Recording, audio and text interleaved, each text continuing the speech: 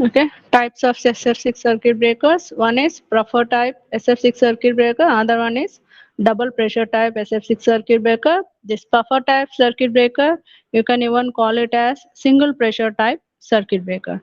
So let us discuss about this buffer type circuit breaker. This is the buffer type circuit breaker. So this buffer type circuit breaker consists of nozzle, fixed contacts, moving contacts, fixed piston and moving cylinder. Okay, so the gas, this SF6 gas is compressed by moving this moving cylinder. Okay, so in this circuit breaker, this moving cylinder is moved in order to compress the SF6 circuit breaker. I'm sorry, SF6 gas.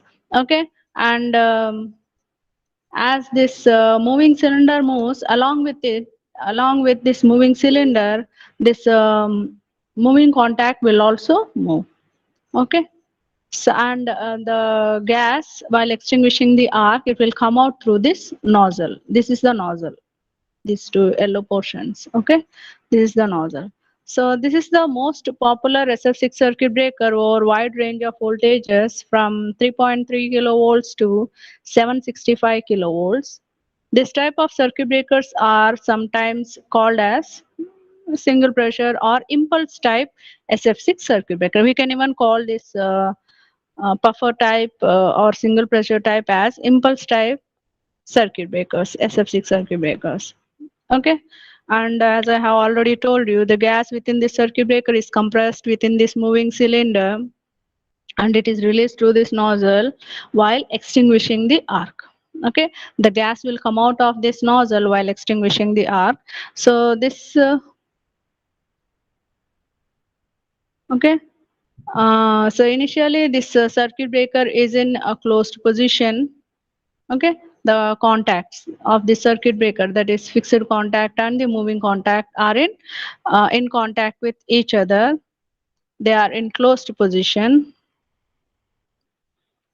Okay, so when the contacts separate, when a fault occurs, in order to interrupt the fault, when the circuit breaker contacts separate, the moving cylinder and this moving contact together, they will move away from the fixed contact. While this moving cylinder and moving contact are moving away from the fixed contact, the SF6 gas which is in this moving cylinder will be compressed. Okay, and this trapped gas is released through this nozzle and it will quench the arc axially. Okay, so you can see here. Okay, so when the contacts are open, okay, so this is the fixed contact, this is the moving contact, which has moving contact along with this cylinder has moved away from the fixed contact. By looking at this image, it seems as if fixed contact have moved away from the moving contact, but it is not the case. Here fixed contact is in its own position, it is not moved. The moving contact and the moving cylinder have moved away from the fixed contact. While moving away, you can see the compressed gas here. You can see the difference between the gaseous molecules here. They are far away from each other. There is some distance. Okay, the distance between the gaseous molecules of SF6 gas is reduced. You can see how written compressed SF6 gas. Okay, so this piston will not move. This piston will be in its own position. Okay, so this is the arc which is struck between the fixed contact and the moving contact. Okay, so when the moving contact has moved away from the fixed contact, arc is struck and gas, this compressed gas is puffed through this. You can see there is a narrow opening here in this moving cylinder. If you carefully observe, I am removing my cursor. You just carefully observe here, there is a narrow opening. Okay, there is a narrow opening here. So through this narrow opening, the gas will be puffed over this arc and the diameter of this arc will be reduced because this high pressure compressed gas will take away the heat from this arc axially. Okay, and at some current zero, the arc diameter will become very small and it will be extinguished at natural current 0 point. Okay, so the puffing action will continue for some time even after the arc is extinguished. Okay, so even after this arc is extinguished at natural current 0 point, this puffing action will continue for certain interval of time. Okay, and until these two nozzles are filled with, or in between these two fixed contact and the moving contact is filled with the cool and fresh gas. Okay, so this gas is continuously puffed. Okay, so there are two types of tank designs for this puffer type circuit breaker. One is live tank design, other one is live tank design, another one is dead tank design. Okay, so if it is a live, if you will get clear idea about the live tank and dead tank by looking at this. So this is the interrupter. Okay, means wherever the circuit, wherever the arc is interrupted, that chamber you will call it as interrupter chamber, or the contacts which are interrupting the arc.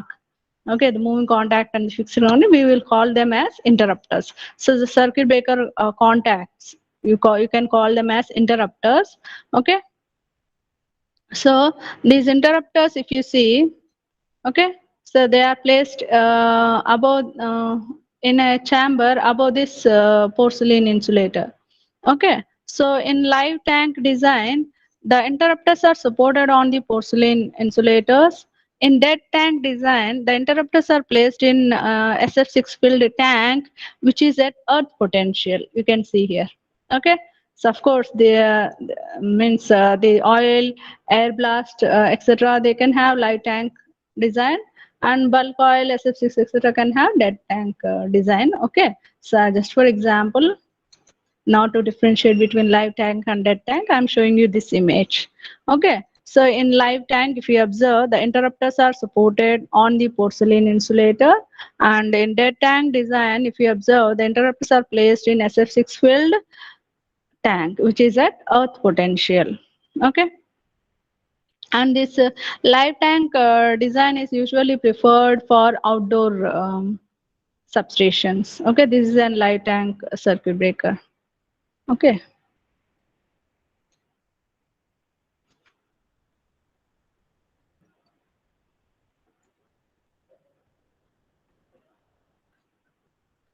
So the number of interrupters connected in series on the insulation support. Okay, you can see only one interrupter. Okay, here you have we can say two interrupters are there in this. Okay, so the number of interrupters that are employed by extra high voltage system will means in series depends on the voltage. Okay, so means if it is an extra high voltage system up to 765 kilovolts, okay, which is whose operating capacity is up to 765 kilovolts, then it will employ more than one interrupter. Okay, here you can see only one interrupter, here you can see two interrupters. Okay. Okay, so if we want two interrupters, we can use even two interrupters now up to a voltage of 420 kilovolt system. So for a system which operates up to 420 kilovolt system, if you observe here carefully, it is an SF6 circuit breaker, and you can see here this is our fixed, this is our fixed contact, this is our fixed contact, this arc shape here you can see, this is the cylinder, and this is the moving contact. Inside thin line, you just carefully observe, this thin line is the moving contact. Okay, and these two are the fixed contact, this is our moving cylinder. Okay, this is our moving cylinder.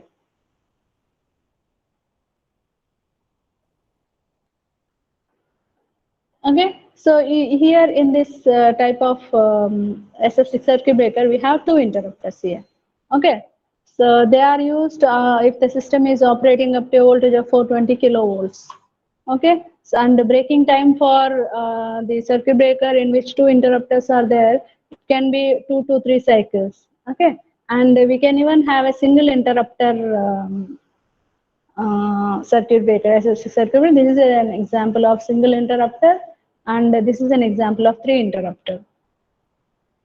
Okay, so in the SF6 circuit breaker, steady pressure of this SF6 gas is kept, that is around 5 kgs per centimeter square. So the pressure, constant pressure will be maintained in the SF6 circuit breaker, within the circuit breaker, that is around 5 kgs per centimeter square. The gas pressure in the interrupter compartment increases rapidly to a level much above its steady value to quench the arc. Okay, so while quenching the arc, the gas pressure will be increased, okay, above its steady value, that is above 5 kgs per centimeter square, to extinguish the arc. Okay, so this is about puffer type SF6 circuit breaker. Let us discuss about double pressure type SF6 circuit breaker. Okay, so this type of circuit breaker will employ a double pressure, in which gas from high pressure compartment to a low pressure compartment through a nozzle will flow. Okay, so if you see here, this is the cylinder, okay, in which SF6 gas is filled. Okay, the pressure within the cylinder, let us assume it is P1, and pressure in this outside this cylinder is P2. Okay, so two pressures are maintained. Outside the cylinder, one pressure is maintained. Within the cylinder, one pressure is maintained. Okay,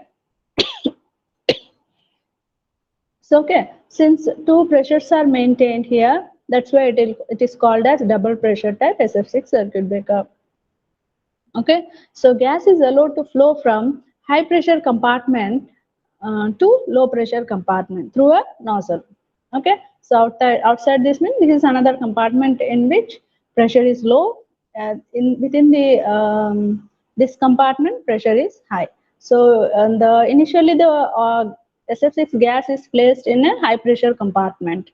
Okay, so in this circuit breaker,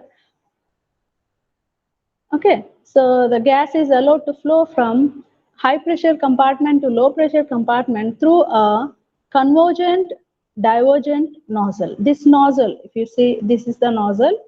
Okay, this nozzle is known as convergent divergent nozzle. Okay, so it is convergent on high pressure side, it is divergent on low pressure side. If you observe the shape of this nozzle, okay, if you observe the shape of this nozzle, it is convergent on high pressure side and it is divergent at low pressure side. Okay, so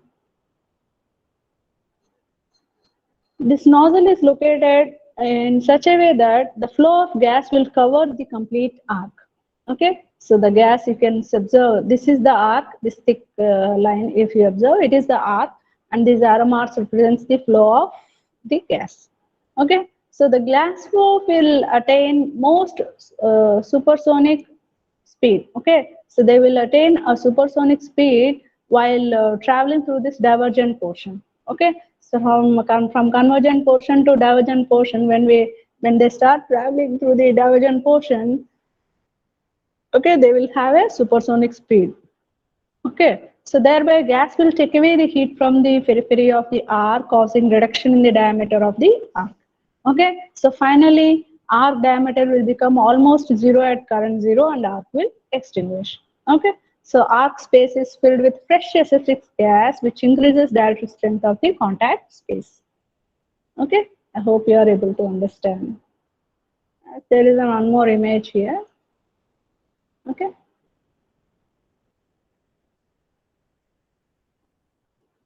So let us discuss the advantages and disadvantages of this SF6 circuit breaker.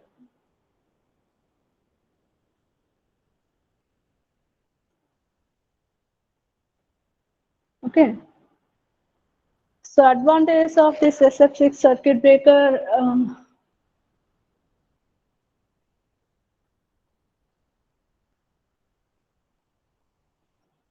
So advantages are low gas velocities and pressures employed in SF6 circuit breakers prevent current chopping. Okay, and capacitive currents are interrupted without restriking.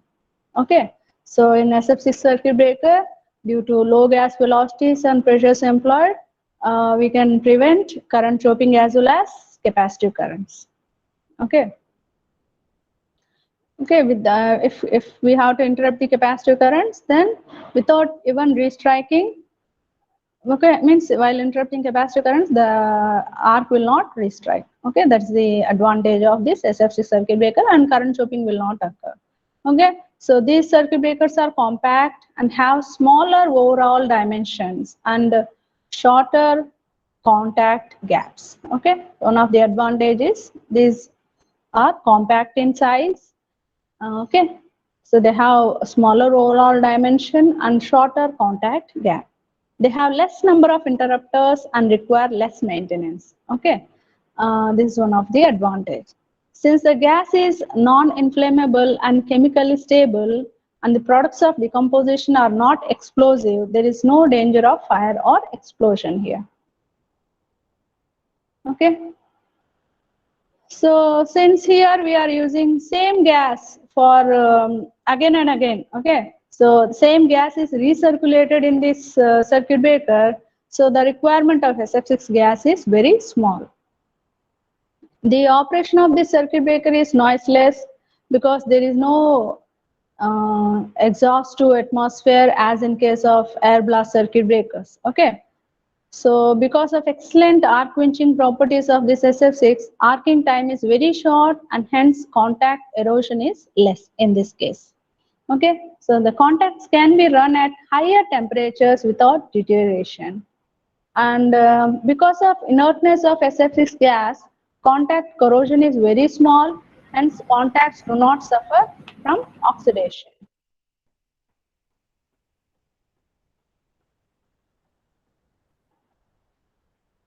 So the sealed construction of this circuit breaker avoids the contamination by moisture, dust, etc. Okay. So since we are having sealed construction, okay, it avoids the contamination from moisture, dust, and sand. Okay. And hence the performance of the circuit breaker is not affected by the atmospheric conditions. Okay, because of the sealed construction. Cracking or insulation breakdown is eliminated because there are no carbon deposit following an arcing inside the system. Okay, and because of the excellent insulating properties of this SF6, contact gap is drastically reduced. Okay, so these circuit breakers are totally enclosed and sealed from atmosphere. Therefore, they are particularly suitable for use in such environments where explosion hazards exist. Okay, so the environment where explosion hazards exist, in such places we can use these circuit breakers. Okay, so these are all the advantages of the circuit breakers. Let us discuss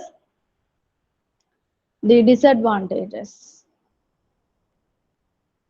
Okay, so let us discuss the disadvantages of the circuit breakers.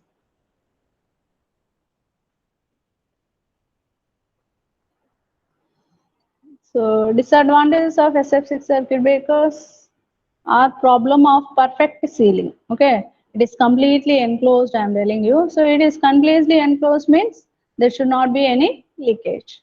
Okay, so perfect sealing must be there.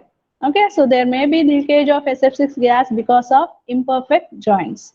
If the joints of this SF6 cylinder in which um, this means in which the circuit breaker contacts are placed, okay, so if joints are imperfect, then there may be leakage of SF6 gas. Okay, so SF6 gas is suffocating to some extent in case of leakage in the breaker tank. So SF6 gas may lead to suffocation of the operating personnel. Okay, so this arced SF6 gas means arced SF6 gas means an arc is struck in the across the contacts of the SF6 circuit breaker. It is this gas is poisonous and should not be inhaled or let out. Okay, so influx of moisture means inlet. Okay, inflow of moisture. Influx means inflow of moisture in the breaker is very harmful to SF6 circuit breakers. There are several cases of failures because of it. And there is necessity of mechanism of higher energy level for puffer types SF6 circuit breakers.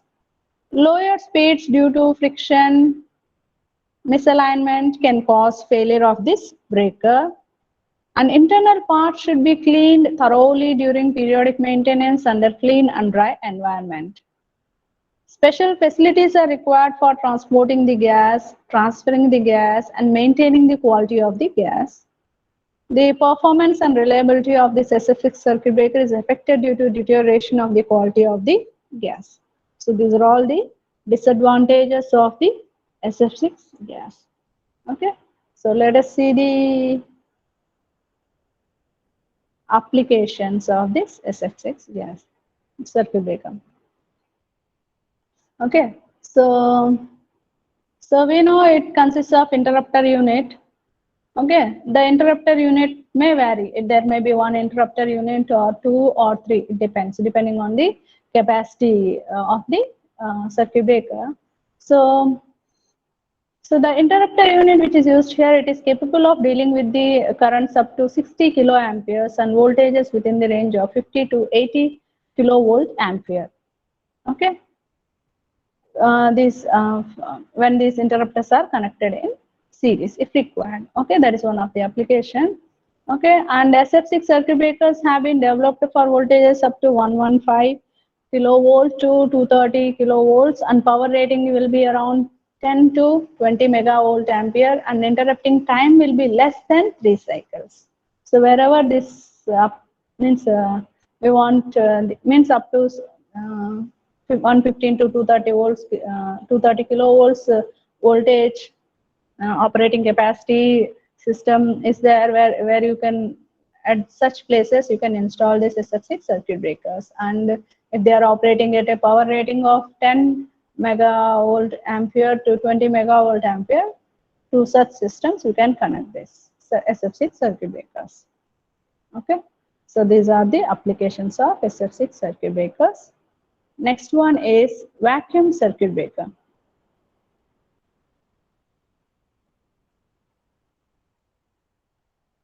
Yeah, my system was not responding.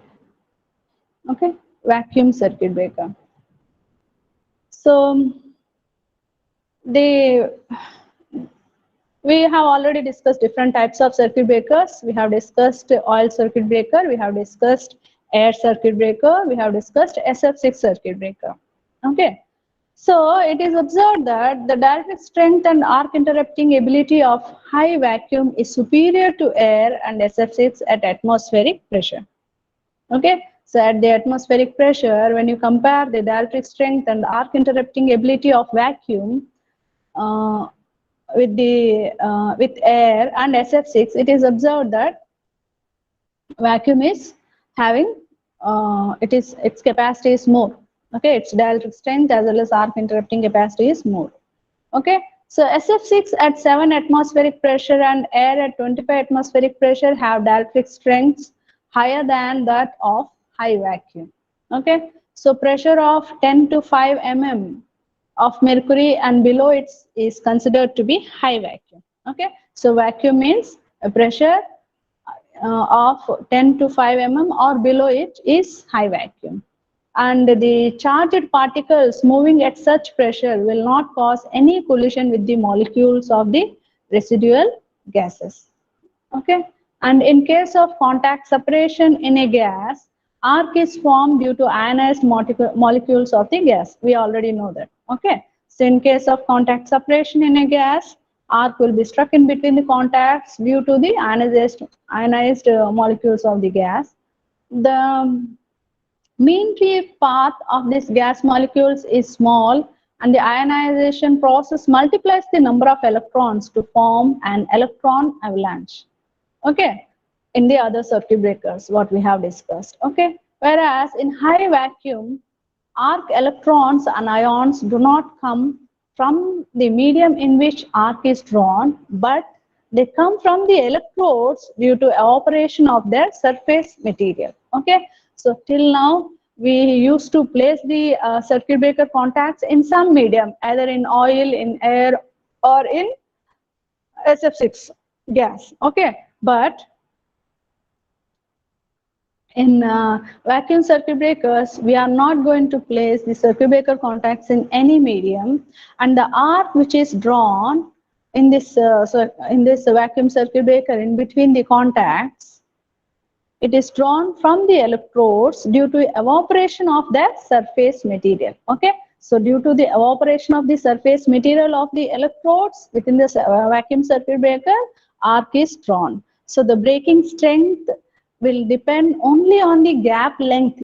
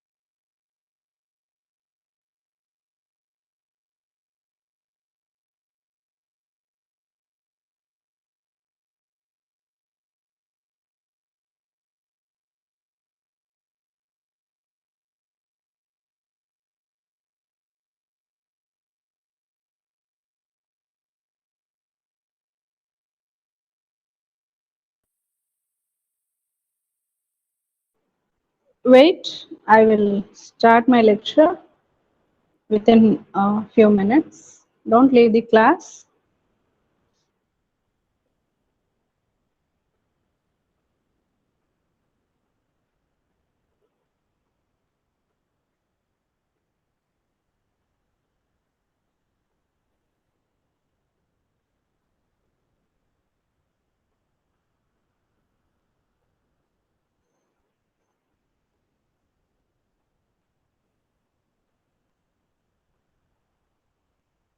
Okay, so I have even this internet issue. Okay, it's okay. Internet connectivity issue is there.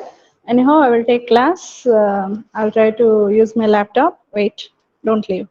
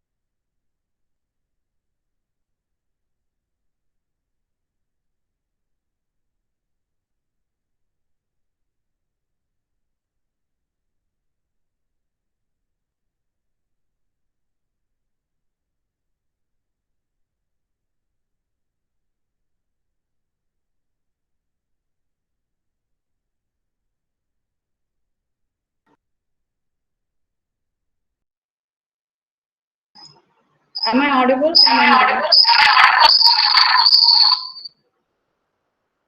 Am I audible? Yes, ma'am. Are you able to hear me?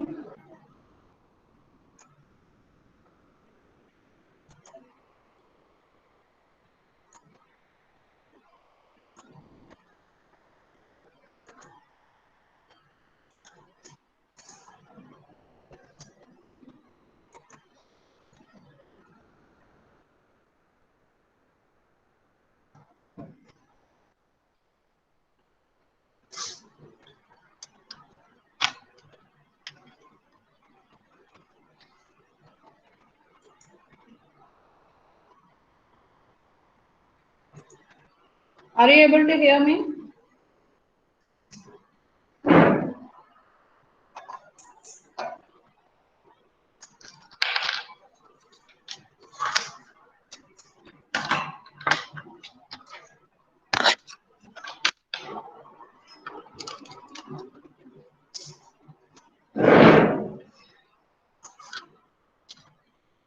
Are you able to hear me?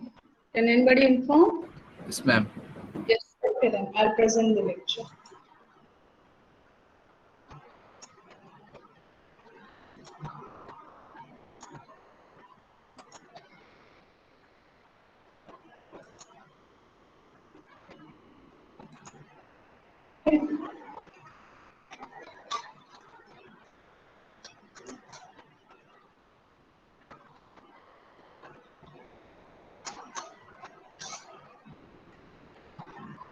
So we have a discussion about this vacuum circuit breaker. So at this low pressure, when the circuit breaker, vacuum circuit breaker contacts are moved, okay, so the the charged particles will not collide with the other molecules within this circuit breaker. Okay. So I have already told you that the means there will not be any medium in which the circuit breaker contacts are placed in the vacuum circuit breaker. So there will not be any medium, and the arc which is struck will be due to the evaporation of the surface of the circuit breaker contacts. Okay, so the breaking strength will always depend on the arc gap. Okay, breaking strength means when the circuit breaker contacts open, arc is struck. After that, arc must be interrupted within a very short duration of time, within 1 or 2 cycles. Okay, arc must be interrupted. So this interrupting capacity of the arc by this contacts or by the circuit breaker will depend on the gap length.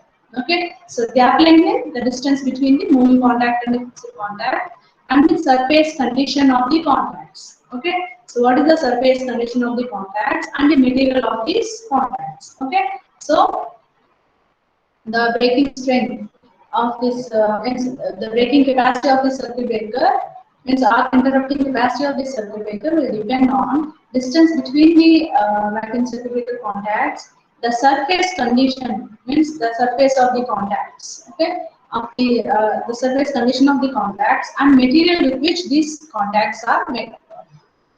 Okay. So let us see the construction of this. This is a vacuum circuit breaker.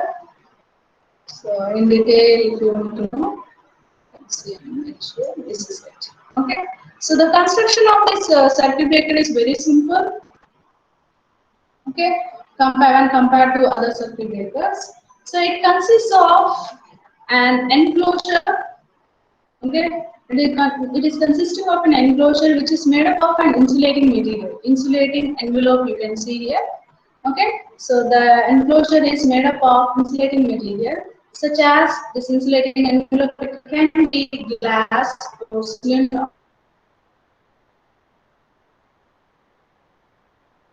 or glass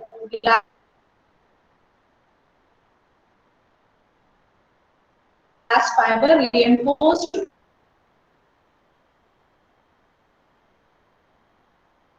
plastic.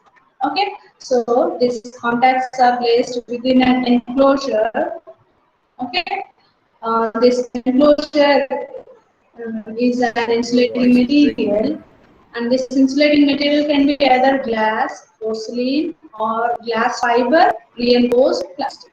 Okay, and inside this insulating envelope, okay. So inside this insulating envelope,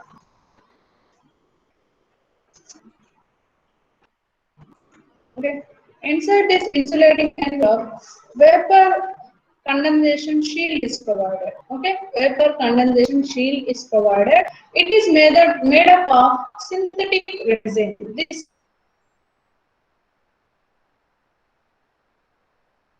is vapor condensation shield. You just observe this helical, somewhat helical. It is somewhat helical in shape. Okay. Still, is my voice still breaking? Are you able to hear me clearly? Yes, ma'am. Yes, ma'am. Is my voice breaking? Anybody inform? Okay.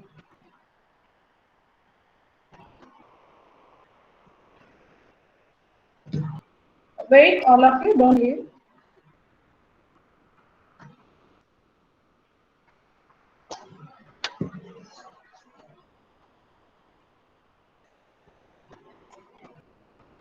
Okay, then I'll continue this class in the.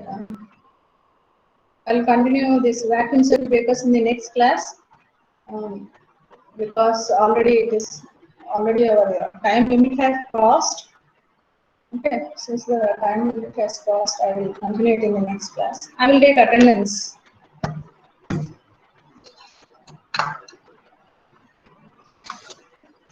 Okay, if power issue was not there, I might have continued.